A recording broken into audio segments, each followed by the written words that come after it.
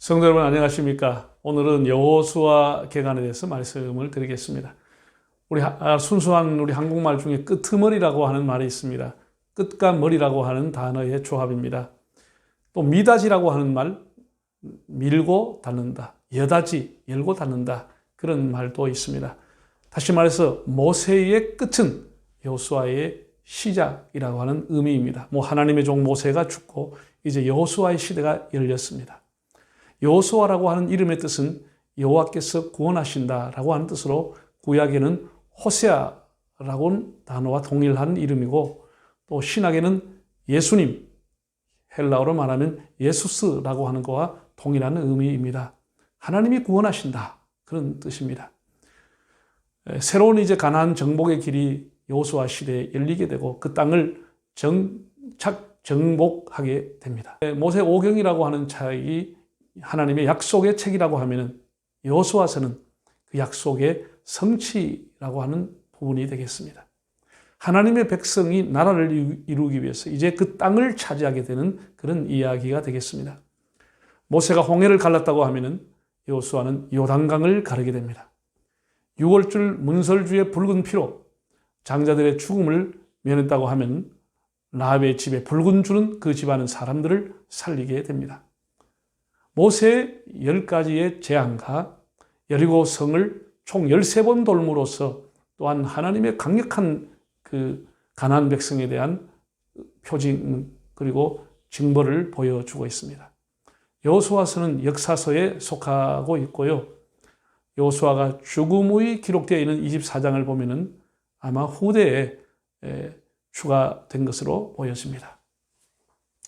바알신을 섬기는 가나안 백성들의 음란한 문화는 고고학적인 발견을 통해서 잘 알려져 있습니다. 여호수아서에 보면 가나안 백성을 진멸하라라고 하는 명령을 하나님께서 하시는데 이것은 죄에 대한 심판인 것입니다. 하나님께서 이스라엘 백성들에게 가나안 땅을 점령하라고 하는 것은 한마디로 말하면 홀리 워, 거룩한 전쟁을 명령하신 것입니다. 여호와의 군대 장관이 나타나는 것도 그런 맥락이라고 하겠습니다. 제사장들이 언약궤를 메고 여리고 성을 도는 것도 단순한 국가 간의 전쟁과 침략이 아니라 하나님의 거룩한 전쟁임을 보여주고 있습니다. 그것은 가나안 사람들의 죄에 대한 심판인 것입니다. 하나님의 공의를 만천하에 선포하는 것입니다.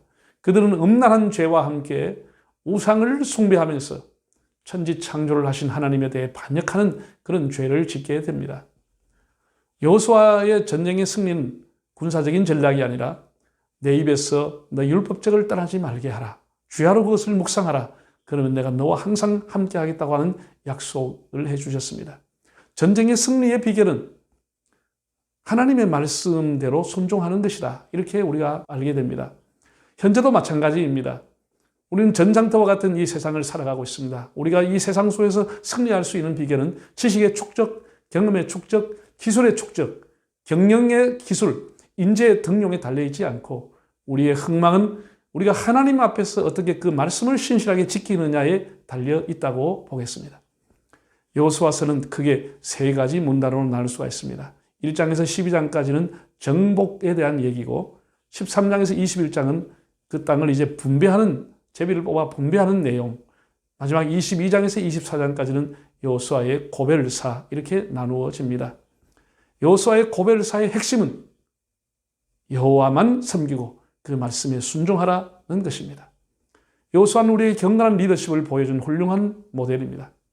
하나님께서 전쟁 후에 이스라엘에게 주신 안식은 신약에서 우리가 들어갈 영원한 안식과 연결이 됩니다. 우리 모두는 지금 영적인 전쟁을 하고 있습니다.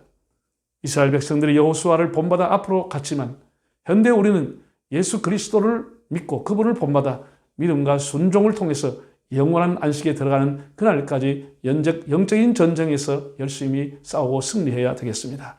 이 소설 읽고 힘을 내서 하루하루의 승리의 삶을 살아가시기를 축복합니다.